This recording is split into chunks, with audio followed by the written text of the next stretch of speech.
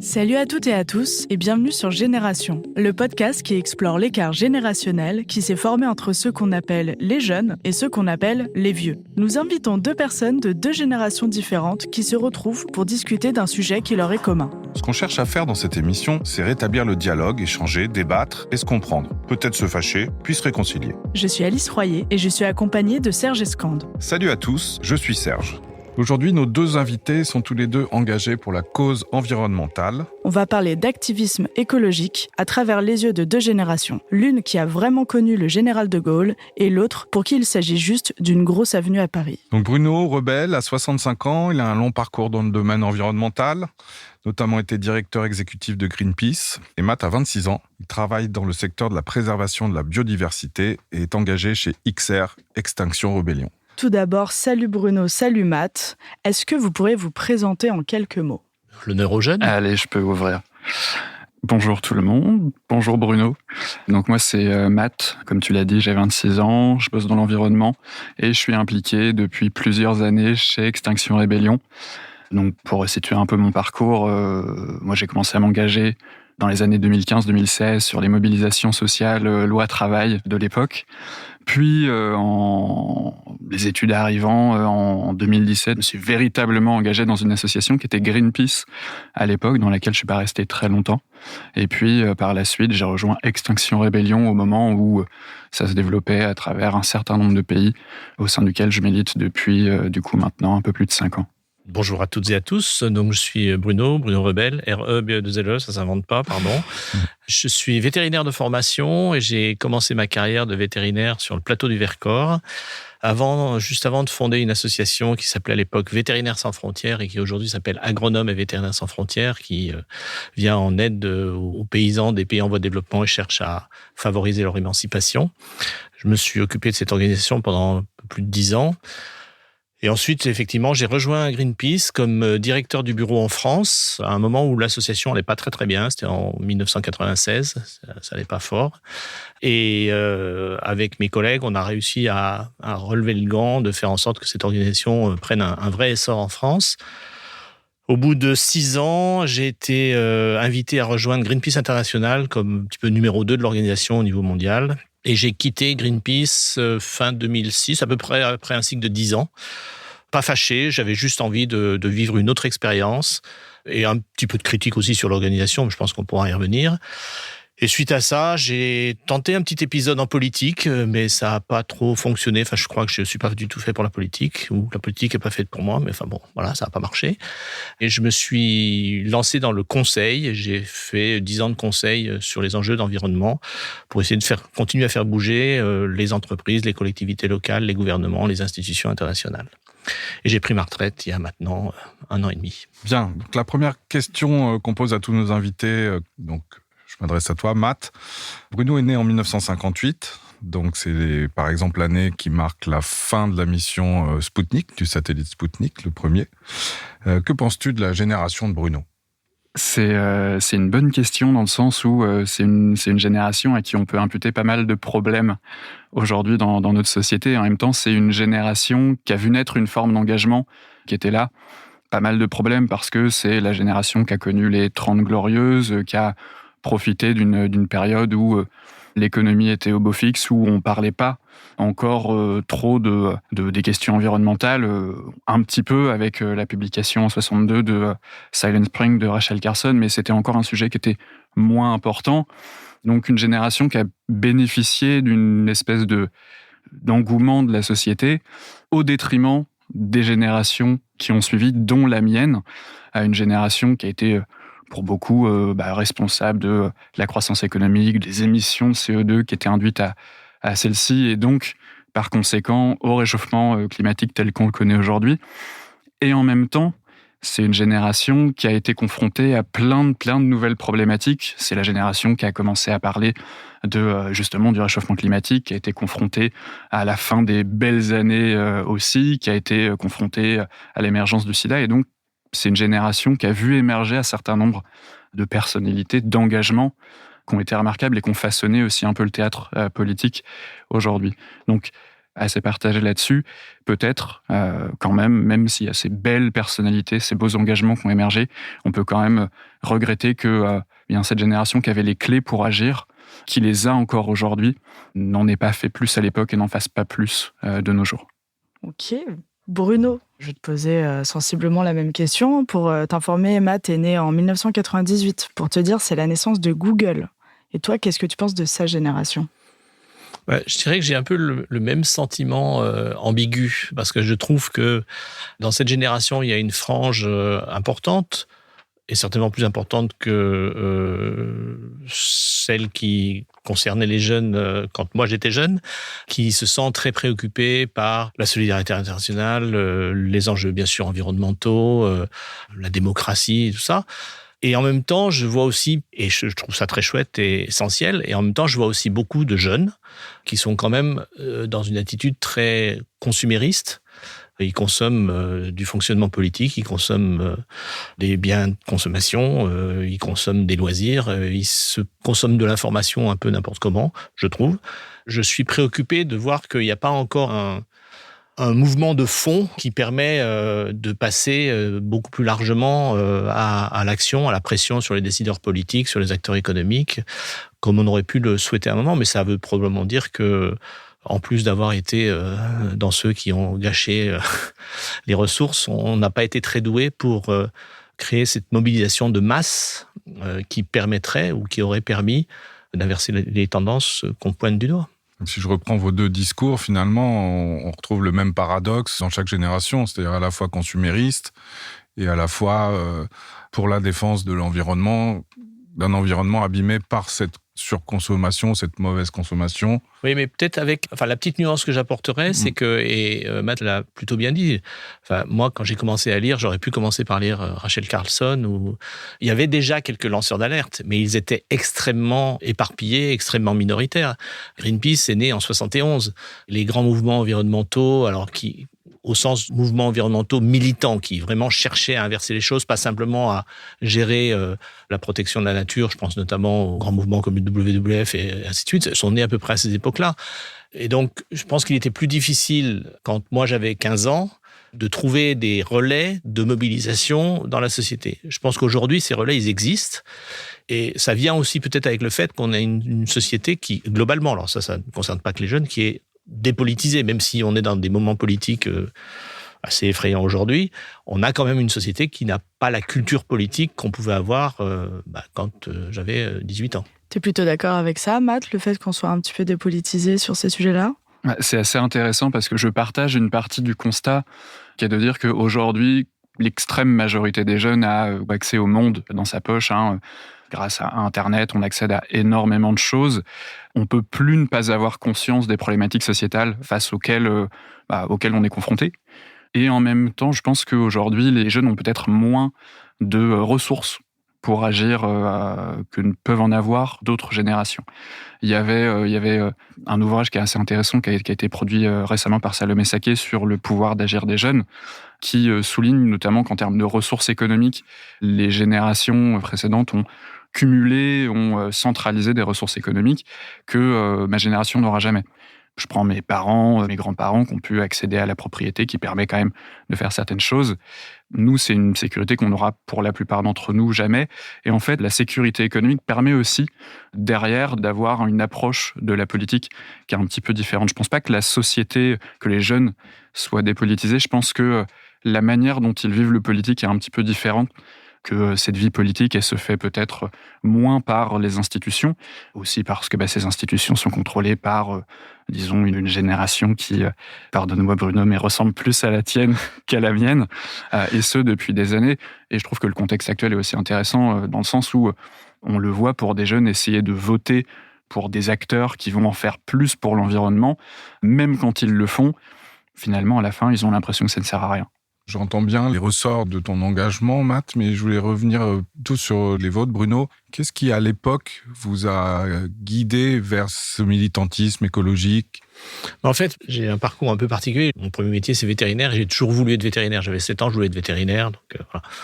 Et puis quand je suis arrivé à l'école vétérinaire, je me suis rendu compte que c'était peut-être pas tout à fait... J'avais une image qui était un petit peu différente de ce que je voyais que j'allais faire si je continuais dans ces rails-là.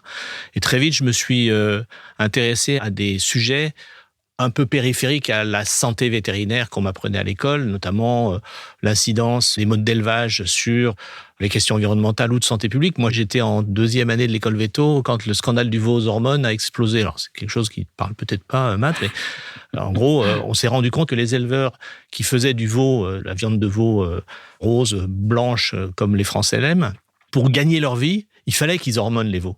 Il fallait qu'ils fassent une picouse parce que c'était les 10 kilos de viande qu'ils gagnaient qui leur faisaient un bénéfice. Sinon, ils crevaient la dalle. Et puis après, en tirant ces fils-là, on s'est rendu compte qu'il y avait des tas d'inepties dans le système agricole et agroalimentaire international, les exportations de poudre de lait qui cassaient le développement de l'élevage du lait en Afrique, des choses comme ça. Et tirant ce fil, assez vite, je me suis rendu compte que l'exercice vétérinaire tel que je l'imaginais allait pas m'amuser très très longtemps. Donc j'ai fait le vétérinaire au cul des vaches pendant quelques temps et ça m'a beaucoup intéressé. Et puis, comme j'étais parti aussi en Amérique latine, j'ai rencontré des éleveurs qui me disaient « mais on a besoin de gens comme vous pour nous aider ». Et du coup, avec quelques copains, on a monté ce truc Vétérinaires sans frontières. Et donc, assez vite, je suis devenu directeur de Vétérinaires sans frontières et je me suis beaucoup impliqué sur cette idée de la solidarité internationale, comment on faisait pour gérer les ressources naturelles au profit des gens, ainsi de suite. Et logiquement, après 10 ans d'implication dans cette association, je me suis dit quelle est l'étape suivante ? Et l'étape suivante, ça pouvait être d'élargir le champ, peut-être de rentrer en politique pour changer les choses de manière plus systémique. Et puis j'ai eu cette occasion de bosser avec Greenpeace, qui me parlait parce que quand on est sur des enjeux d'agriculture, élevage, très vite on touche les questions d'environnement et c'était une sensibilité. Moi je suis né à Annecy, en Haute-Savoie, toujours à me balader en montagne. Bien évidemment, l'environnement c'est quelque chose qui me parlait beaucoup. Et donc j'ai trouvé intéressant de continuer ce fil de l'engagement pour changer les choses. Je crois que c'est ça qui m'intéressait, c'était vraiment de changer les choses. Mais du coup, toi, Matt, justement, on va en parler. Tu as commencé justement chez Greenpeace en 2017. Si je dois mettre un petit contexte quand même sur l'année 2017, c'est une année assez particulière. On a notamment l'élection d'Emmanuel Macron, qui va bouleverser le paysage politique traditionnel. On a aussi l'affaire Weinstein, qui donne naissance au mouvement MeToo aux États-Unis et Balance ton port en France. Et enfin, on a l'évacuation de la ZAD de Notre-Dame-des-Landes qui amène des tensions autour de la question du militantisme écologique. Bref, c'est une assez grosse année, du coup, disons, pour s'engager. Et toi, raconte-nous un peu ton parcours, comment ça a commencé et surtout pourquoi tu es allé vers ça. 2017, c'est l'année des grandes marches pour le climat. Oui. Il y a un cycle de 2016 à 2019. J'ai un parcours, c'est assez marrant parce que j'ai un parcours qui est pas sur le volet vétérinaire, mais sur le côté ancrage un peu territorial qui est assez proche du tien, Bruno. J'ai grandi à la campagne, du coup plus dans les années 2000. J'habitais une petite maison où t'avais des champs partout autour. D'un côté, t'avais des vaches, de l'autre côté, t'avais du blé, des légumes, il y avait des sauterelles. Enfin, vraiment, le truc idyllique, Blanche-Neige, vous voyez. Et puis, au fur et à mesure, ces éléments-là ont commencé un peu à disparaître. C'est-à-dire que les vaches ont été remplacées par des cultures de maïs. Il y a eu moins de sauterelles, il y a eu moins d'insectes, il y a eu moins d'oiseaux. Et là, tu commences à te dire, il y a un truc qui ne va pas dans le modèle agricole. Et en fait, j'ai commencé un peu par cette porte-là. Donc, finalement, un peu par... tu prenais l'exemple des bœufs, moi, c'était les vaches, mais donc c'est un peu la même chose. Mais un peu, cette porte-là de l'animalier, de la biodiversité, qui a commencé à ouvrir sur... justement cette question de l'agriculture, de l'alimentation, de l'utilisation des ressources, puis de l'énergie, du climat. Et je me suis dit que je ne pouvais pas laisser faire ça, dans le sens où moi, ce que j'ai connu quand j'étais jeune, c'est quelque chose que j'ai envie que les autres connaissent, que éventuellement mes enfants, si j'en ai un jour, connaissent également. Et je ne me voyais pas rester un peu les bras croisés pour ça. Donc, j'ai rejoint Greenpeace en 2017 pendant quelques mois, mais ça m'a pas convenu pour des raisons de verticalité. J'avais besoin d'être un peu acteur de mon changement et d'arriver dans une organisation où j'attendais qu'on me laisse faire des choses avec une capacité de prise d'initiative qui n'était pas là. C'est quelque chose qui ne m'a pas convenu à ce moment-là, donc j'ai fini par partir de Greenpeace. Et au moment où Extinction Rebellion est fondée fin 2018, début 2019, je me dis, je vois que ça commence à apparaître un petit peu dans tout un tas de pays, tout un tas de villes, et je me dis, ok, là, il y a quelque chose qui est en train de se passer, il faut que j'y sois. Et donc, je commence en allant à un premier groupe local, puis un second, et j'arrive enfin à un troisième groupe local un peu plus tard, après le Covid. Et là, j'arrive dans un groupe, et on nous dit, il n'y a pas de chef, là, on va prendre une décision aujourd'hui, si tu veux la bloquer, tu as la possibilité de la bloquer. Et on se dit, waouh, c'est lunaire par rapport à tout ce que tu as connu aujourd'hui, où quand tu vas voter, tu délègues ta prise de décision à quelqu'un. Quand tu es dans une organisation verticale, c'est un peu la même chose. Là où on te dit, ta parole vaut autant que tous les autres, même des gens qui sont là depuis 2-3 ans, qui sont plus âgés, qui parlent mieux, etc. C'était vraiment ce qui m'a plu et qui m'a fait rester jusqu'alors, et que je trouve assez sans commune mesure aujourd'hui dans le paysage militant. Donc du coup, on pourrait rebondir sur un peu les modes d'action finalement des militants, puisque vous partez un peu du même constat, 2 époques différentes. Oui, Bruno ? Non, peut-être avant ça, parce que je trouve ça très très intéressant, et je ne vais certainement pas contester que Greenpeace est une organisation assez verticale. Alors, verticale ne veut pas forcément dire non démocratique, parce que j'ai été, par exemple, le directeur des programmes de Greenpeace International, en charge de la redéfinition du programme de l'organisation pour la période 2005-2015. Je peux vous dire que j'en ai fané des débats et des controverses et des confrontations avec mes collègues sur les priorités à donner. Mais c'est vrai que c'est aussi une organisation dans laquelle moi-même j'ai été très surpris en y arrivant. En tant que directeur, je disais on fait ça, et tout le monde qui s'alignait a dit ok, on y va. Et après on critique. Une fois que c'est fait, on fait un vrai bilan et on regarde.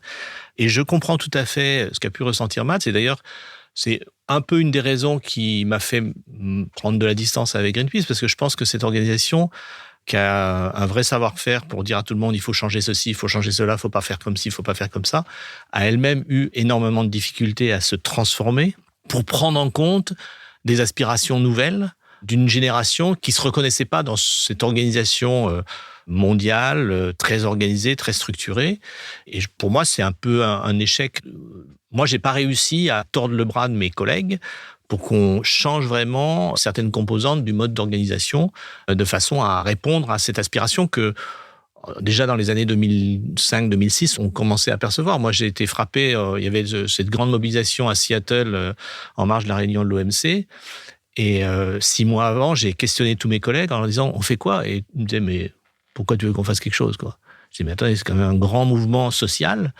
Soit on décide de ne pas y être, il faut dire pourquoi, soit on y est et il faut qu'on sache comment, quoi. » Et je pense que cette organisation qui a une vraie histoire et s'est un peu trouvée un peu engluée dans son histoire et n'a pas vraiment trouvé les leviers pour faire évoluer son profil, quoi. Et du coup, déception de jeunes comme Matt. C'est assez marrant que tu parles de la marche de Seattle, dans le sens où, en venant ici à ta rencontre, c'était un des éléments qui me semblait intéressant d'évoquer, parce que c'était, donc marche de Seattle, c'est 99, si mes souvenirs sont bons, avec un peu un retour 2 ans plus tard à Gênes, en 2001, qui marque un peu les débuts pas les débuts, mais c'est des temps forts de l'altermondialisme. Et surtout, ce qui est intéressant, c'est que c'est des moments où des organisations et des groupes sociaux, des communautés avec des moyens d'action très différents et de revendications relativement proches se retrouvent. Et ça m'intéressait qu'on en parle aussi aujourd'hui, parce que ces problématiques qui sont présentées il y a 25 ans maintenant, c'est des problématiques qu'on retrouve encore aujourd'hui autour des mobilisations. Donc on peut évoquer les mobilisations il y a quelques années d'Ende Gelände en Allemagne, de Code Rouge en Belgique, des soulèvements de la Terre ou d'Extinction Rébellion en France, sur lesquels Greenpeace encore aujourd'hui et un certain nombre d'organisations qui ont aussi un petit peu d'ancienneté. On peut penser aux Amis de la Terre, etc. J'ai l'impression que c'est encore un temps d'action, un type de mobilisation que ces organisations-là, 25 ans plus tard, n'arrivent toujours pas à... je ne sais pas si c'est qu'ils n'arrivent pas à les comprendre. En tout cas, ils n'arrivent pas à s'en emparer et à en faire quelque chose, à se rattacher un peu à ces moments importants de mobilisation. Ma lecture, c'est qu'elle n'arrive pas complètement à les comprendre. En tout cas, moi, en 98-99, effectivement, quand on a vu Seattle se préparer, Greenpeace fonctionne avec une réunion de tous les directeurs de tous les bureaux dans le monde, 2 fois par an, on fait le point sur les stratégies, ainsi de suite. Et j'ai été un des rares disant, mais au fait, qu'est-ce qu'on fait, quoi ? Et le directeur national m'a dit, rien, c'est pas notre sujet, quoi. Et on a été plusieurs à pousser un peu pour quand même que ça soit un vrai sujet. Mais ça a pris 3 ans de plus pour qu'on commence à comprendre. Et en fait, Greenpeace a toujours eu un angle assez stratégique, certes, mais stratégie sur les sujets qui allaient être traités. On a eu des impacts pas négligeables sur les négociations de l'OMC, mais c'était une combinaison de travail politique, de quelques actions de confrontation pour montrer où étaient les sujets, mais jamais d'intégration du mouvement dans sa masse. Parce que je pense que c'était un peu antinomique. Greenpeace a toujours été une organisation élitiste au sens où c'est un petit groupe d'activistes qui se mobilise et qui met le doigt sur un problème et qui ensuite va en faire une histoire, des composantes de lobbying politique autour de ça, ainsi de suite. Mais ça n'a jamais été un mouvement de masse. Alors, je ne dis pas qu'il faudrait que Greenpeace soit un mouvement de masse, mais en tout cas, il aurait fallu que Greenpeace comprenne comment s'articuler avec ces différentes organisations. Et je crois que l'organisation n'a pas su le faire. Mais du coup, si on le reprend à un sens un peu plus large, et justement, si on met ça un petit peu dans nos générations, parce qu'on peut totalement faire un pont entre tout ça. Toi, par exemple, Matt, qu'est-ce que tu vois comme différence entre justement ces méthodes d'action et ces approches entre justement la génération de Bruno et la tienne ? En fait, je pense qu'il y a c'est un peu ce que tu disais, Bruno, à l'instant, ce côté un peu élitiste versus mouvement de masse. Nous, on s'est revendiqué dès le départ comme un mouvement de désobéissance civile de masse, avec la volonté d'engager un grand pan des citoyens et citoyennes de la société, de toucher à, disons, une palette très très large des problématiques sociétales. On est un mouvement pour le climat, pour la justice climatique, bien entendu, mais dans nos principes, on touche à toutes les formes de domination, toutes les formes de discrimination, c'est-à-dire qu'il s'agisse des mouvements féministes, des mouvements queer, des mouvements décoloniaux, antiracistes, etc. C'est aussi une culture dans laquelle nous, on souhaite s'intégrer. Ce qui est intéressant, si on reprend un peu historiquement Extinction Rébellion, c'est au déploiement en France, en 2019, on a un paysage militant qui est très verrouillé par justement des organisations de mobilisation et des organisations environnementales comme Greenpeace, les Amis de la Terre, Alternativa, qui ont une approche de la lutte qui est un petit peu uniforme, qui est la désobéissance civile non violente, où on est visage découvert, on ne fait pas de dégradation, on se fait arrêter à la fin, et puis voilà. Au début, on s'est un peu fait avoir, on a adopté un peu ces moyens d'action-là, et puis assez rapidement, on s'est dit, mais non, mais c'est pas on ne peut pas rester sur ces moyens d'action-là si on veut être un mouvement de masse. Parce qu'il y a plein de gens, notamment des populations plus précaires, plus vulnérables vis-à-vis, par exemple, de la police, qui ne peuvent pas se permettre de se faire arrêter, qui ne peuvent pas se permettre d'avoir un procès long et coûteux. Et donc, nos moyens d'action aussi ont évolué avec le temps vers en posant des questions sur qu'est-ce que la violence, est-ce que parler de violence, c'est pertinent, sur le visage découvert, sur la dégradation, qui a été acté assez rapidement, le fait que pour un certain nombre des mouvements qu'on a évoqués, faire un tag, c'était inacceptable pendant très longtemps. Nous, très rapidement, le tag, c'est devenu un moyen d'action privilégié. C'est des éléments qui continuent d'évoluer. On peut prendre l'exemple d'une action qui a fait beaucoup parler d'elle il y a quelques mois, qui a eu une forme de succès qui était l'entrée par des militants au sein des locaux du premier financeur de Total, Amundi, qui est une filiale du groupe Crédit Agricole, où les militants sont rentrés à la messe et au pied de biche dans le siège, et qui a créé beaucoup de discussions, notamment avec ces organisations-là. Et donc aujourd'hui, on a un peu une fracture entre un peu des organisations qui ont un consensus qui n'a pas bougé depuis quelques années, et des organisations plus décentralisées, plus autonomes, avec une approche peut-être un peu plus libertaire, qui essayent aussi de se repenser et d'adopter des tactiques qui les permettent de se rapprocher aussi de groupes un peu plus marginalisés. Je pense que, encore une fois, sur la forme de l'action, pour moi, il y a deux choses qui, là aussi, nécessitent d'être creusées. La première, c'est vraiment, je vais le dire comme ça, la qualité de la mise en scène. Qu'est-ce qu'on veut démontrer ? Sur quoi on veut pointer le doigt ? Je me rappelle assez bien de l'opération d'occupation du siège de Amundi. Là, j'avais trouvé ça plutôt bien. Moi, perso, j'aurais pas cassé les vitres parce que je pense qu'il y avait une façon de trouver des moyens d'eux. Et c'est la deuxième composante. Je pense que la dégradation physique, la violence aux personnes est quelque chose qui est très difficilement contrôlable et que ça devient effectivement un élément qui est utilisé par, je vais le dire comme ça, les détenteurs du pouvoir comme un élément de critique majeure en disant ils veulent juste casser. Et y compris dans le dosage entre la confrontation et le sujet de la confrontation, ça a toujours été, au sein de Greenpeace, un débat extrêmement important. Et c'est pour ça que c'est un vrai sujet.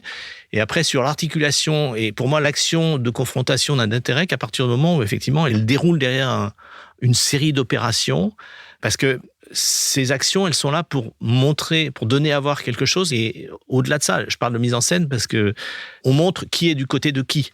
Quand les activistes de Greenpeace bloquent un train de déchets nucléaires et attendent que la police les déloge, c'est pas juste pour le plaisir d'attendre que la police les déloge, c'est pour montrer l'État sait ce qui se passe, est complice de ce trafic de déchets nucléaires et donc couvre cette opération. Donc après, ça légitime le fait de faire un recours en justice contre l'État ou de dénoncer la posture politique de l'État. Vous voyez ce que je veux dire, c'est qu'il y a toute une une mise en scène, une tragédie au sens de la tragédie grecque, où on va comprendre qui est avec qui est contre qui, et on met en lumière ces éléments. Et je dis pas que les actions d'Extinction Rébellion ne mettent pas ça en scène, elles font plutôt bien, me semble-t-il. En revanche, je suis beaucoup plus dubitatif derrière le fait de balancer de la soupe sur un tableau au Louvre, parce que je ne vois pas ce que ça raconte. Et je pense que beaucoup de gens voient plutôt là-dedans un acte de dégradation presque gratuite pour dénoncer quelque chose, pour obtenir une micro-fenêtre médiatique. Mais l'équilibre entre ce que ça fait et ce que ça dit n'est pas le bon, me semble-t-il. Justement, par rapport à ça, Matt, j'avais une question en plus qui parlait de Pardon. ces soupes. Non, mais ça tombe très bien parce que tu as répondu déjà en avance. Mais du coup, Matt, toi, en réponse, parce que là-dessus, on peut parler aussi un petit peu de génération, parce que moi, quand j'ai vu ces questions de soupe balancées sur des tableaux, ces gens qui se collent les mains sur le goudron, Ça, etc. c'est un petit peu différent quand même. Ça, c'était encore un petit peu différent, mais moi, je voyais vraiment cette rupture entre deux générations où il y avait des gens, justement, de ma génération qui disaient, bah ouais, faut leur montrer, faut les choquer, justement, pour faire avancer les choses. Et des gens d'une génération, du coup, un peu plus de la tienne, qui disaient, bah non, ça nous décrédibilise, ça ne fait pas avancer le combat. Mais toi, Matt, tu l'as perçu comment, toi, justement, en tant que jeune militant? C'est quelque chose qui est souvent amené parce qu'il y a une génération plus âgée, notamment dans les mouvements sociaux, qui a souhaité se construire un vernis de notabilité, de finalement pouvoir discuter avec les politiques, avec les décideurs, en montrant que nous aussi, on est sérieux et que ce genre d'action qui casse un peu la norme, casse aussi un peu ce vernis-là. Il y a une crainte de faire passer le mouvement écologiste pour des rigolos. Moi, je ne pense pas que ce soit le cas. Pendant très longtemps, les organisations ont souhaité faire agir l'État, faire agir les pouvoirs publics, éventuellement faire agir les grandes entreprises. C'était la ligne de la lutte écologiste pendant des dizaines d'années. C'est toujours la ligne d'un certain nombre d'organisations. Et je pense que ces organisations plus anciennes jugent les actions des autres organisations sur la base de cette ligne-là d'objectifs. Aujourd'hui, je pense qu'il y a pas mal d'organisations, les Soulèvements de la Terre, des organisations plus autonomes, antifascistes, XR aussi, des organisations qui s'inspirent d'une forme de culture libertaire, qui ont un peu abandonné l'idée de on va être sauvé par l'État, on va être sauvé par les grandes entreprises qui vont décider d'arrêter de détruire la planète, et se disent que derrière une action, on peut pousser des revendications envers l'État, mais on peut aussi faire de l'action une manière de s'empuissancer en tant que groupe social. Et quand il y a une destruction, par exemple, quand on voit le Black Bloc qui détruit des vitrines de banques, quand XR va ouvrir au pied de biche le siège social d'Amundi, il y a aussi de ça. Il y a aussi s'empuissancer en tant que groupe et se dire, en fait, on rejette, au lieu de jouer avec les dés du système pour faire changer les choses, on rejette tout simplement le système et on considère qu'on est puissant entre nous, qu'on peut se décider et se diriger nous-mêmes. Et je pense que c'est quelque chose qui est assez fondateur, en l'occurrence chez Extinction Rébellion, et de dire aussi en commettant des actions qui sortent un peu de ce cadre un peu institutionnel, on crée de nouvelles alliances qui sont également intéressantes dans une dynamique de lutte. En l'occurrence, pour cette action d'Amundi, des liens avec des organisations plus autonomes, Antifa, syndicalistes, là où des actions plus institutionnelles ont parfois peiné à raccrocher ces groupes sociaux-là. Est-ce que dans le cadre de ce que tu décris, finalement, on n'est pas dans un domaine de pure utopie, à savoir, comme les années 70 ont pu en porter d'ailleurs aussi, c'est-à-dire un domaine où l'action ne vit que pour elle-même et pour le groupe, mais ne s'inscrivant pas finalement dans la société au sens le plus large. Elle appartient, elle existe dans la société, mais elle ne s'inscrit pas dedans. Serait finalement voué à n'être qu'une utopie qui pourrait se déliter.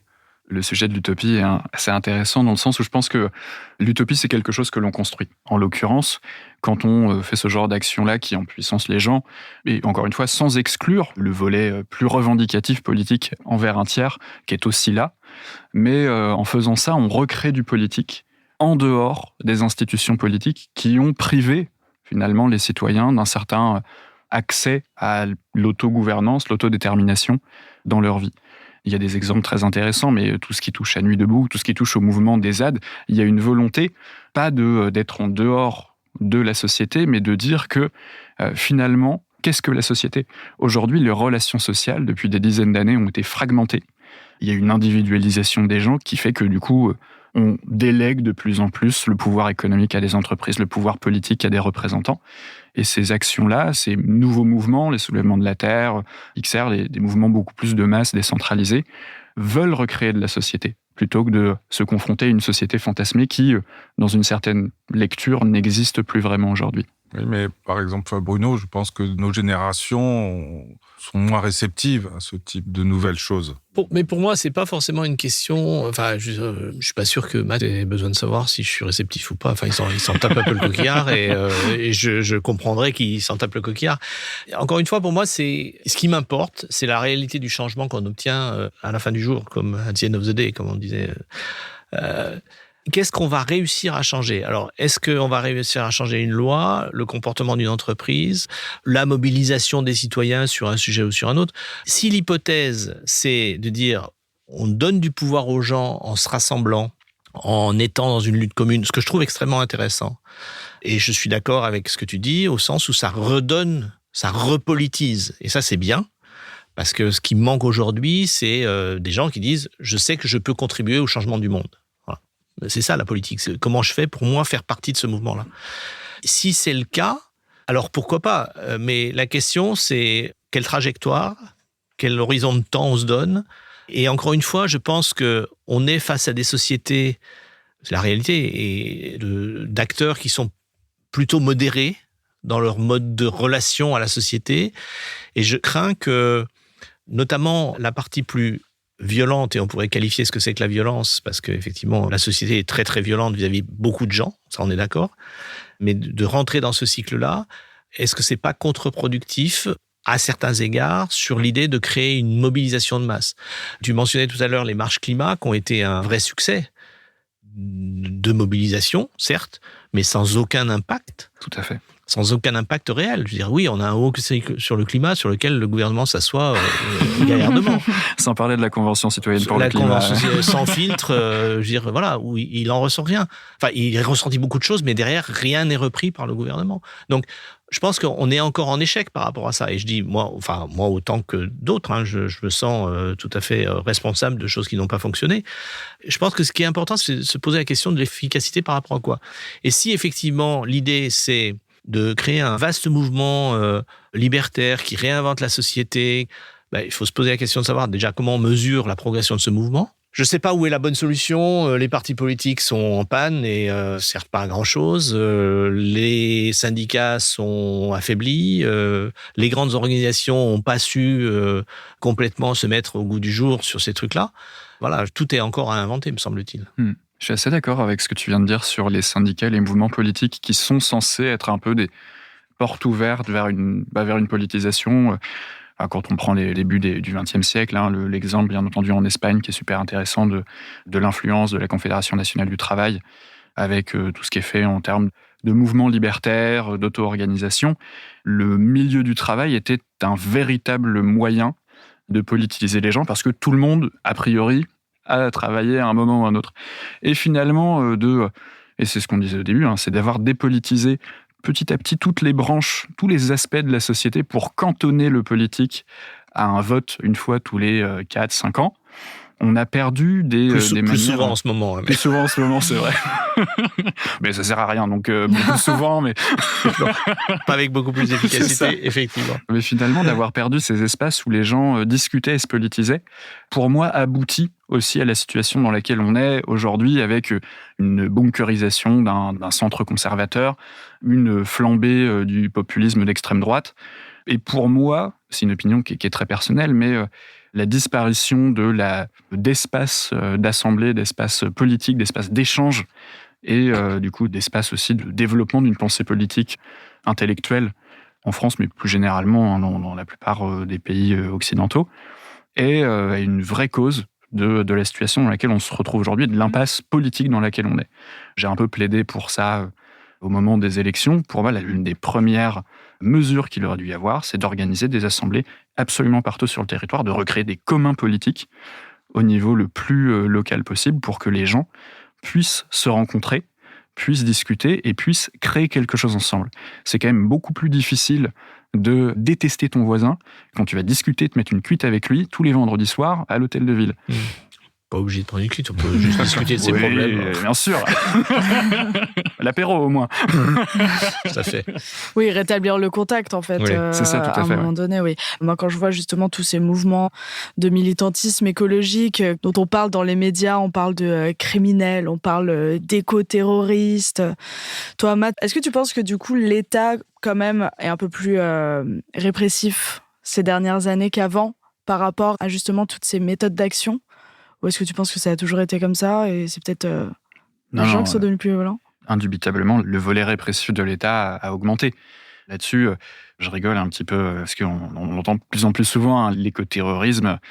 Je ne pense pas qu'on ait des écoterroristes. Je pense qu'il y a des gens qu'on terrorise. Je pense que, c'est plus lui, mais M. Darmanin, il devait être un peu terrorisé. La plupart, certains grands industriels devaient être terrorisés. Des gens, en fait, qui voient une mobilisation prendre de l'importance, qui menacent leurs privilèges.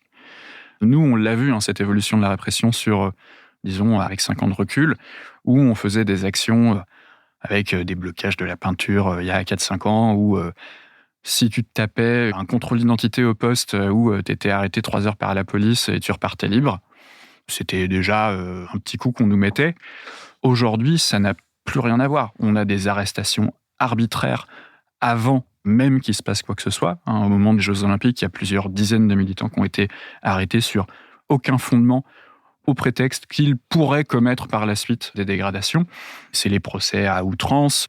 Moi, je prends un peu mon cas, puisque c'est quelque chose qui m'est arrivé il y a 2 mois et demi.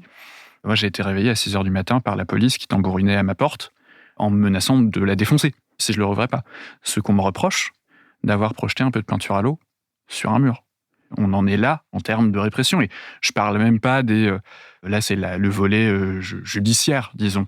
Il y a tout le volet où le 24 mai, les militants qui étaient là se retrouvent bloqués pendant 8 heures sous le cagnard, sans flotte, les uns sur les autres, sans pouvoir manger, se font traîner sur le sol, se prennent au détour d'un camion le petit coup de poing dans la figure qui fait du bien. C'est aussi toutes ces choses-là qui s'étendent aux mobilisations écolo, mais qui étaient déjà très répandues pour les personnes SDF, pour les personnes immigrées dans les quartiers.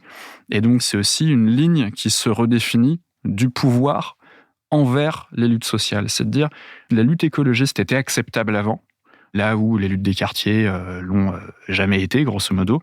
Et petit à petit, cette ligne, elle bouge, où on va mettre plutôt les écolos du côté du pas acceptable. On va même dresser une ligne entre les bons écolos et les mauvais écolos, en disant que l'usage de toute la force répressive de l'État est légitime contre ces luttes-là. Et c'est pour ça qu'il faut qu'on se saisisse aussi, nous, de cette situation, en disant que, pas qu'on est les gentils écolos, ne nous tapez pas dessus, mais en disant, en fait, on est de ce côté de la ligne avec les populations autochtones, avec les populations queer, avec les femmes, avec les populations racisées des quartiers. Et en fait, on doit se serrer les coudes, on doit faire bloc ensemble, parce que nos luttes ont des choses à se dire.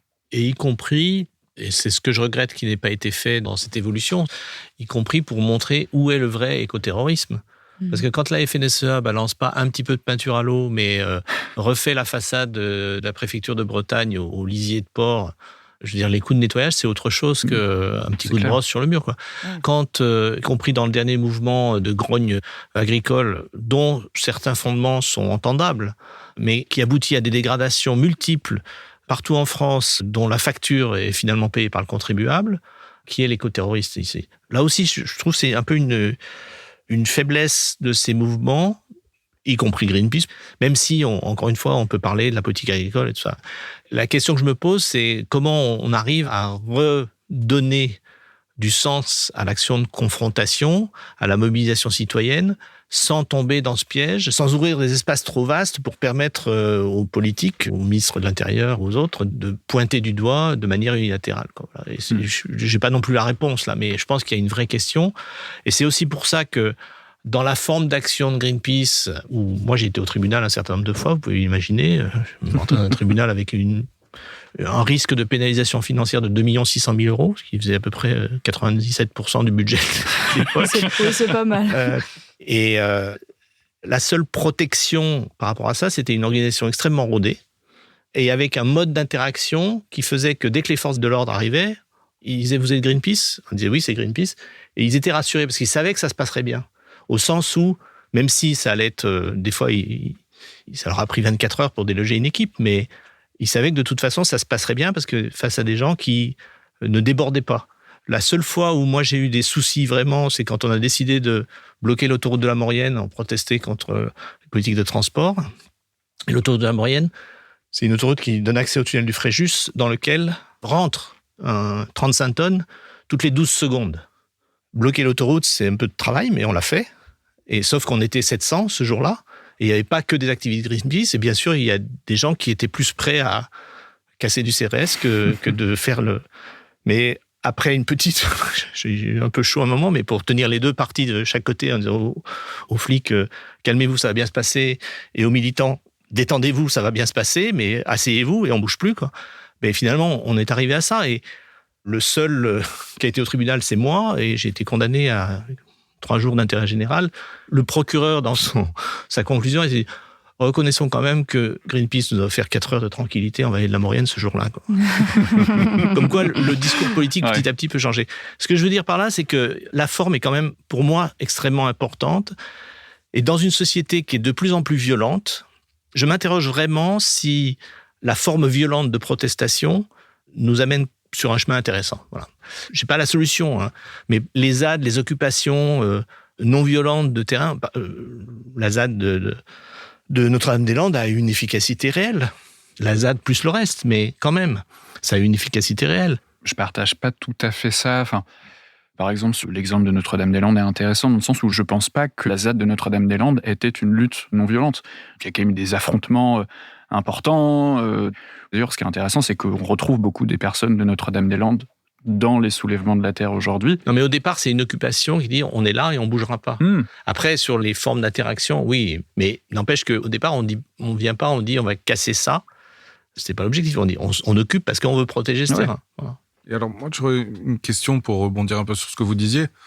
Pourquoi cette forme de militantisme plus jeune, pourquoi cette radicalité ? Est-ce qu'elle vient de ce que tu décrivais comme un sentiment d'impuissance vis-à-vis de la société actuelle, ou est-ce qu'elle vient peut-être d'un sentiment d'urgence, du climat, donc on agit plus vite, plus fort, de manière plus violente, sans élaborer, comme Bruno a pu le faire, tout un discours politique, des lobbies et toute une suite, finalement, aux actions de confrontation? Je pense qu'il y a des 2 éléments que tu as évoqués. D'une part, ce volet d'urgence, que quand en 90, on parlait de 2050 ou 2100 comme horizon, et qu'on parlait de, bon ça c'est un peu plus récent, mais d'1,5 et de 2 degrés aussi comme horizon de réchauffement. Aujourd'hui, on y est, ou on y est presque. Et donc, ce volet d'urgence, il est véritablement présent. Il y a aussi le volet politique, le fait qu'on est au courant depuis 50 ans. On a des entreprises qui ont bloqué toutes les discussions, Total en fer de lance de celle-ci. Il y a un rapport de David contre Goliath où c'est quand même Goliath qui gagne, grosso modo. Il y a le fait que l'urgence, finalement, vous presse. Vous n'avez plus le temps de... Plus le temps de discuter, en fait. Voilà, d'élaborer, de créer des lobbies. Vous n'avez plus le temps politique que vous aviez, Bruno, peut-être, à l'époque, où c'était le même sentiment d'urgence, Je ne crois pas qu'on pensait qu'on avait le temps, parce que quand, en 92, au sommet de la Terre, on dit, effectivement, il faut la neutralité carbone en 2050, à ce moment-là, on disait simplement une chose, c'est qu'il faut le décider maintenant, il faut le mettre en œuvre maintenant, parce que ça sera moins douloureux pour les acteurs économiques, pour les citoyens, de vivre la décrue vers la neutralité carbone. Ce qu'on dit toujours, c'est que plus on attend, plus la pente à descendre va être raide. Et donc, ça sera plus violent, ça sera plus dur pour tout le monde. Donc, il y avait la même urgence. Ce que j'entends, et que je partage d'une certaine façon, c'est que ma colère, moi, personnellement, de vieillard de 65 ans, elle ne fait qu'augmenter, parce que je vois que ce qui se dit depuis 25 ans, 30 ans, 40 ans, est toujours pas écouté. Et en plus, c'est dit par de plus en plus de gens, et de plus en plus de gens qui sont pas que des extrémistes écologistes farouchement investis. Et ça, c'est vraiment fatigant. Et en fait, je comprends complètement qu'on soit très, très en colère et que du coup, on veuille aller de manière plus brutale dans la confrontation. Juste un petit mot quand même sur radical, parce que moi, ce qui me gêne un peu, c'est que le terme de radical, il est aujourd'hui dévoyé. Son sens premier, radical, ça veut dire quoi ? Ça veut dire prendre le problème à la racine. C'est racine. Et donc, ce qu'on on a toujours fait avec ces organisations, c'est de dire le problème il est où ? Il est que, par exemple, on exploite beaucoup trop les combustibles fossiles, donc il faut cesser ça, et pour ça, il faut moins consommer. Il y a un discours qui est construit autour de ça. Et c'est devenu finalement maintenant le terme radical, c'est vous êtes violent ou vous n'êtes pas violent ? Ah, vous êtes violent, donc vous êtes radical, quoi. Alors que c'est pas ça le sujet. On peut être complètement radical dans ses positions. Il nous faut aujourd'hui un changement radical des modes de production et des modes de consommation. Il nous faut un changement radical de la gestion démocratique de ce pays. Il nous faut un changement radical de la traitement des questions sociales. Vraiment en prenant les problèmes à la racine. Oui, ça serait même la meilleure voie, finalement. Absolument. C'est la seule, finalement. Oui, effectivement. Le sentiment d'urgence, du coup, crée de l'angoisse et génère des réactions qui sont plus brutales, oui. Justement, pour parler un petit peu de cette angoisse et ramener ça peut-être à notre génération, à toi et moi, Matt, on voit beaucoup plus de jeunes qui ressentent un réel pessimisme concernant l'avenir vraiment de notre planète. Certains choisissent même de ne pas avoir d'enfants. Il y a même un mouvement qui existe qui s'appelle le mouvement GINK. Je ne sais pas si je le prononce bien, mais en gros, c'est Green Inclination No Kids. Toi, comment, Matt, si je peux d'abord parler à toi et puis ensuite, Bruno, on en reviendra à toi. À ton avis, comment est-ce qu'on en est arrivé là ? Et est-ce que tu es plutôt d'accord avec ce pessimisme et vraiment cette question de pourquoi je donnerais des enfants à cette terre ? De toute façon, dans 10 ans, on n'est plus là, quoi. C'est un petit peu ce que je disais tout à l'heure par rapport à l'effondrement que moi j'ai pu vivre quand j'étais plus jeune. C'est une phrase qui, pour moi, résumait très bien mon engagement, c'est de dire que si je dois expliquer à un gamin ce que c'était qu'un ours blanc, je veux pas de gamin. Voilà. Moi, j'en ai des camarades qui ont fait le choix conscient de ne pas mettre au monde d'enfants parce que le monde est trop moche. C'est souvent des femmes, puisque la société pousse encore les femmes à se poser davantage cette question, malheureusement. Oui, bien sûr. Mais en l'occurrence, ces camarades-là, elles ne se sentent pas de mettre au monde un enfant dans une société qui sera probablement en guerre, sujette à des vagues d'immigration massive, à des événements météorologiques extrêmes, à la disparition de la biodiversité, etc. Moi, c'est quelque chose qui est très moteur dans ma lutte parce que je sais depuis très jeune que avoir des enfants, avoir une famille, quelle que soit la forme que celle-ci prendra, c'est quelque chose qui est très important pour moi. Et la question, c'est comment je crée les conditions dans lesquelles je n'aurai pas honte de donner naissance à cette famille-là. Mais toi, Bruno, est-ce que tu comprends, toi, justement, cette absence de perspective des jeunes ? Ou est-ce que tu trouves ça peut-être un peu fort ? Non, je le comprends complètement. Alors, moi, il se trouve que j'ai eu des enfants assez jeunes. J'ai 7 petits-enfants et je flippe pour mes 7 petits-enfants. Mm-hmm. Parce que quand on discute avec eux, je me dis, mais dans 20 ans, dans 30 ans, c'est quoi leur vie, quoi ? Moi, je serais au bord de la tombe ou déjà dedans, mais eux. Et oui, c'est très, très inquiétant parce que c'est pas que la question environnementale est majeure parce qu'elle est structurante de tout ça, mais c'est aussi les conditions sociales, c'est aussi les tensions internationales, c'est entre Poutine d'un côté et le conflit israélo-palestinien, ce qu'on en voit tous les jours, c'est quand même très inquiétant. Et j'ai fait pas mal de conférences à un moment donné sur l'environnement, tout ça. Et c'est vrai que les dernières que je faisais, il y avait souvent quelqu'un dans la salle qui me disait monsieur, c'est sympa ce que vous nous racontez, vous nous dites que on peut changer le monde, tout ça, mais voilà, moi, je viens d'avoir 18 ans, je sais à peu près que si je fais une formation, je pourrais pas faire le boulot qui va derrière parce qu'il faudra que je trouve autre chose. Je sais que de toute façon, il faudrait que j'aille dans un autre coin de France ou d'ailleurs pour trouver du boulot, et encore, il n'est pas sûr que je trouve du boulot intéressant. En plus, vous êtes en train de me dire que le climat est en train de changer et qu'il y a forte chance que ma vie soit pourrie un peu plus tard. C'est quoi mon avenir dans tout ça, quoi ? Et malheureusement, la seule chose que je peux dire à ces gens-là, c'est on se bagarre tous ensemble pour que ça soit pas ça. Mais objectivement, au train où ça va, c'est pas très joyeux, quoi. C'est pas très joyeux. Donc je comprends complètement ça. Je suis maintenant marié avec une femme qui a 2 enfants, qui serait en âge d'avoir des enfants et qui disent très clairement, on veut pas mettre d'enfants au monde dans ce monde-là. Et je trouve ça effectivement à la fois triste et complètement compréhensible. Et moi, ce qui m'inquiète un peu quand même, c'est que c'est pas les vieux cons comme moi qui vont changer le monde demain, quoi. C'est plutôt des jeunes comme Matt et d'autres. Et il nous faut des jeunes qui s'engagent et des jeunes plus jeunes qui vont continuer à conforter ces mouvements. Donc, il faut aussi faire des bébés motivés, quoi. Non, mais la relève. Oui. Et oui, parce que c'est pas une société vieillissante qui va être capable d'inverser les choses. Et c'est là où il faut avoir aussi une lecture politique de tout ça. C'est que Dans la Silicon Valley, là, les Elon Musk et autres, ils investissent à fond sur le transhumanisme. Ils ont tous leur île où ils ont leur bunker sécurisé en cas d'effondrement global.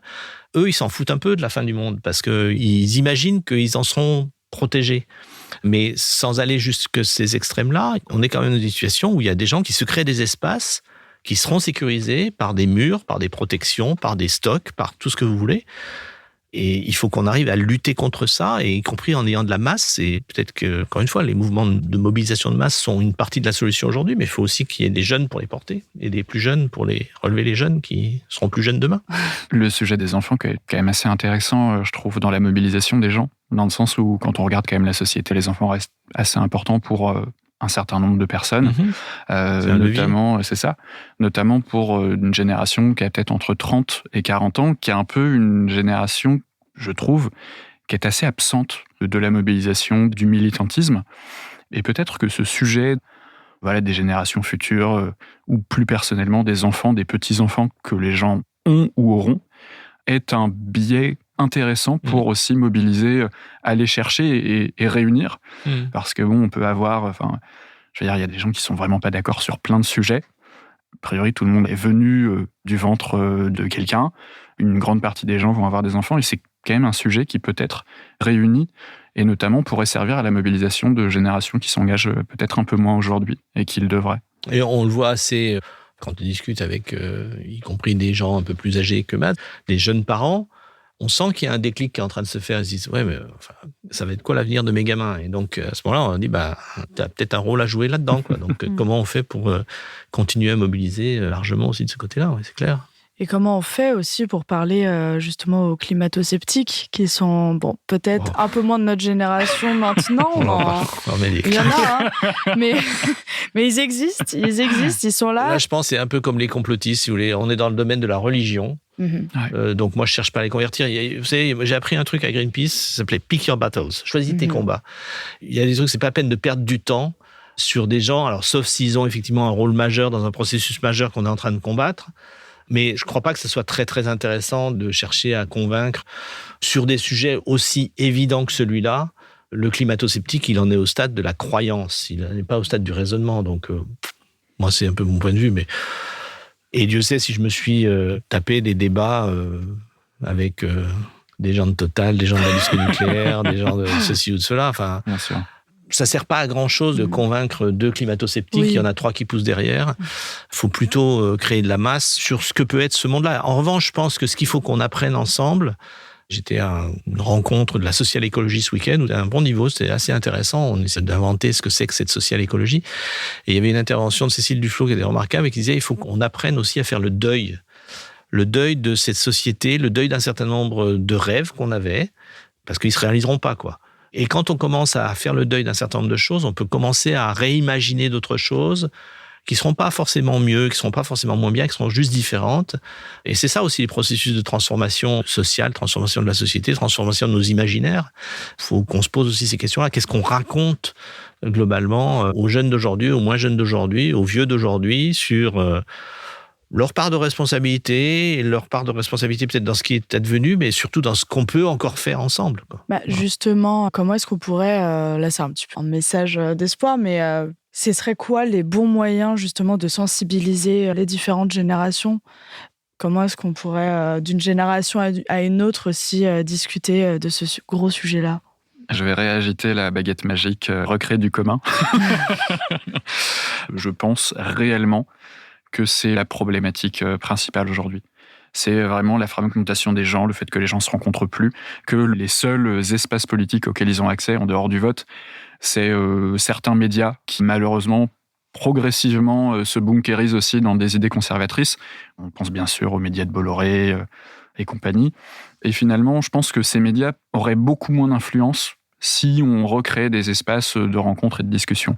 Je ne partage pas tout à fait ton avis, Bruno, sur les climato-sceptiques. J'ai eu un grand-père qui est malheureusement plus parmi nous, qui était très sceptique sur pas mal de sujets sociétaux avec lesquels j'ai pu plusieurs fois discuter. Et en fait, c'est des discussions qui n'étaient pas... l'idée, c'était pas de le convaincre de quelque chose, simplement, c'est des discussions de personne à personne, des discussions qu'on a quand on se rencontre, quand on prend du temps avec des gens. Et à travers ces discussions, Moi, je l'ai vu se reconnecter avec des sujets, moins avec d'autres, mais des fois on change pas, on peut pas non plus changer certaines générations. Mais je pense que véritablement recréer ces espaces-là, qu'il s'agisse de dire dans chaque village que tous les 4e vendredis du mois, on va se rencontrer, on va discuter des problèmes qu'on a dans la vie, on va discuter des problèmes du village, de qu'est-ce qu'on peut faire ensemble, si on peut porter des projets, et puis après ça, on fait un grand dîner où on mange ce qu'on veut, où on boit ce qu'on veut et où on fait la fête. Je pense que c'est un véritable moyen de recréer de la discussion et de sortir des personnes de l'enfermement qu'elles ont, qui les pousse à avoir des idées qui vont du dangereux au dégueulasse, quoi. Oui, moi je suis d'accord, il faut recréer du débat face à face, du débat en direct, pas du débat sur Facebook et Instagram et autres réseaux sociaux qui sont pas des débats, qui sont juste des accumulations d'invectives. Il faut aussi non pas se rassurer au sens gnangnan du terme, mais se donner du baume au cœur en soulignant des trucs qui marchent, des initiatives sympas. Enfin, moi, alors je suis retraité, donc j'ai le temps d'écouter la radio, mais le petit quart d'heure de carnet de campagne juste avant 13h sur France Inter, je trouve ça très sympa parce qu'on va piocher plein d'initiatives, elles sont toutes plus sympas les unes que les autres. Alors, encore une fois, c'est pas ça qui va transformer le monde, mais quand même, ça transforme des petits bouts de monde et je trouve ça sympa de voir cette multiplication d'initiatives. Et puis, c'est se dire que si on s'intéresse pas à la politique, comme le dit je sais plus quel chroniqueur de France Inter, la politique s'intéressera à nous. Donc, il faut aussi se réengager sur tous ces plans-là, quoi. La gestion de ma rue, elle m'appartient aussi. La gestion de ma commune, je peux y mettre mon nez. La gestion de mon département, de ma région et de mon pays, faut que j'en sache quelque chose, quoi. Voilà. Parce que ça passera par ça. Et tu as raison, oui, il faut essayer de convaincre tout le monde. Je suis d'accord. Mais il y a des fois, c'est fatigant. Des fois, c'est fatigant. Ouais. J'ai une petite anecdote par rapport à ça qui est assez marrante. Il y a de ça quelques mois, je me suis retrouvé en garde à vue pour des raisons militantes. Et je me retrouve à un moment avec un type et j'ai senti qu'on ne devait pas être d'accord sur nos opinions et on commence à discuter un peu comme ça et le mec m'explique qu'il milite au GUD, qui est un groupuscule quand même.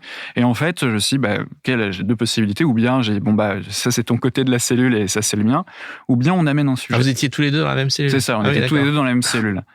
Donc je discute et il me parle de ce qu'il a amené là, du fait qu'il reconnaît plus sa région, qu'il n'y a plus rien dans son village, etc. Et j'ai dit, moi aussi je viens de la campagne, moi aussi j'ai vu les services publics disparaître. Les services publics, s'ils disparaissent, c'est pas parce que les immigrés ils prennent ou les musulmans ils prennent des sous. Et en discutant comme ça, je parle de le fait que des grands industriels commerciaux ont fait disparaître les épiceries des campagnes. Et on discute. Et puis, plusieurs fois, et j'étais vraiment surpris, il me dit « Ah ouais, j'avais pas posé ça dans ce sens-là ». Et à un moment, et c'est assez lunaire, il me dit « Comme quoi, j'aurais jamais pensé, mais finalement, on a quand même pas mal de choses en commun ». Bon, je suis pas tout à fait convaincu. Tu vas te rapprocher de moi. Il y a quand même certains sujets où on n'est pas d'accord, mais c'était intéressant de pouvoir, parce que vraiment, il y avait ce truc dans son engagement, à ce type-là. Il partait de critiques et de constats qui était légitime et que moi je partage sur l'abandon de la ruralité, sur le fait que les gens se parlent plus, que les communs ont disparu.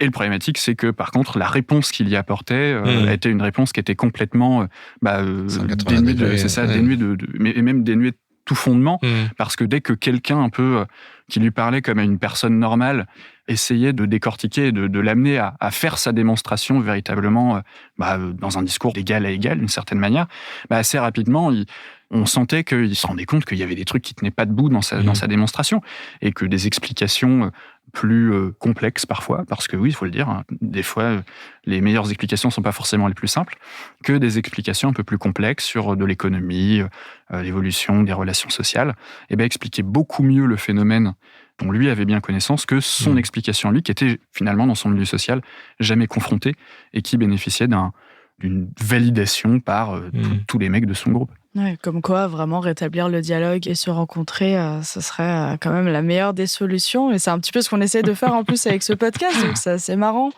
de mélanger les générations, de se rencontrer, d'échanger, de se rendre compte que finalement, on n'est pas si différents les uns des autres. Est-ce qu'on pourrait pas conclure un petit peu là-dessus? Allons-y. Donc, avant de conclure, on a pour habitude de vous poser à chacun une question en guise de mot de la fin. Alors, moi, je vais te demander à toi, Matt. Donc, tu le sais, Bruno a 65 ans. Mais toi, qu'est-ce que tu voudrais dire au futur toi de 65 ans? Au futur moi de 65 ans, de faire comme Bruno, d'aller rencontrer des gens quand on a 26, parce que je pense que ça peut leur apporter pas mal de choses et je pense de conserver une ouverture d'esprit vis-à-vis de tout ce qui se passe dans le monde et d'essayer aussi de comprendre l'évolution des mouvements duquel je viens, mais aussi de comprendre les mouvements qui auront pu apparaître durant ces 40 prochaines années, même si avec un petit peu de chance, dans 10-15 ans, il n'y aura plus aucun problème à régler et tout ira bien. On aura tout réglé, évidemment. On aura gagné. Et du coup, toi, Bruno, donc Matt a 26 ans, qu'est-ce que tu aimerais dire aux jeunes, toi, de 26 ans ? La première chose que je leur dis, c'est réfléchissez, regardez le monde, lâchez rien, apprenez à comprendre la complexité du moment dans lequel on est. Parce qu'effectivement, on est face à des médias, des politiques qui cherchent à nous simplifier les choses à outrance. Et donc, on rentre dans une pensée qui est simplificatrice. Et l'étape d'après, c'est le populisme. Et ça, j'en veux pas. Regardez, ouvrez vos écoutilles, prenez conscience de la complexité des choses et trouvez votre chemin là-dedans. Moi, j'aime beaucoup René Char qui dit impose ta chance, serre ton bonheur et marche vers ton risque. À te regarder, ils s'habitueront. Waouh. Merci. Merci pour ça. Merci à vous deux d'avoir échangé avec nous. On espère que ce moment partagé à discuter, vous fâcher et vous réconcilier vous a plu. On espère aussi que ce podcast permettra peut-être de mieux s'écouter, pour mieux se comprendre entre générations, et saura montrer que malgré nos différences, on vit tous ensemble. Alors gardons ça en tête. N'oubliez pas de vous abonner à notre podcast Génération, avec le S entre parenthèses, sur vos plateformes d'écoute. Vous pouvez aussi visiter notre compte Instagram et notre TikTok, Génération, avec le S entre parenthèses, sur lequel nous approfondissons les sujets et thématiques abordés ici. Et n'hésitez pas à nous écrire, nous nous ferons un plaisir de vous lire et d'échanger avec vous. Merci et à bientôt dans Génération.